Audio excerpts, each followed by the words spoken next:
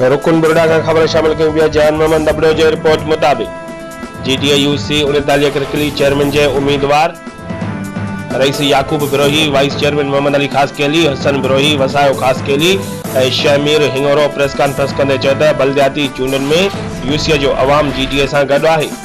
UCA ते बीठल JUI Fazlur रहमान group असांजे हक़ में हथ खणी वियो आहे। असां में का बि ग्रुप बंदी न आहे। सभु उम्मीदवार भेट पागारो जे नारे हेठि पाण में गॾु आहिनि। बलदियाती चूंडनि में असां मुखालफ़नि सां भरपूर मुक़ाबिलो करे पीर साईं पागारो जे दुआनि सां कामयाबी हासिल कंदासीं ऐं हमेशह जीअं अॼु बि यूसीए जो अवाम असां सां गॾु आहे। 26 जून ते असांजी फतेह जो ॾींहुं आहे। GDA हिन वक़्तु ज़िले सांगल समेत सिंध जे अवाम जो हिकु सगारो सियासी आवाज़ बणिजी चुकी आहे, छो जो असांजा मुखालफ़ हिन वक़्तु अवाम वटि पंहिंजो सियासी एतमाद विञाए चुका आहिनि।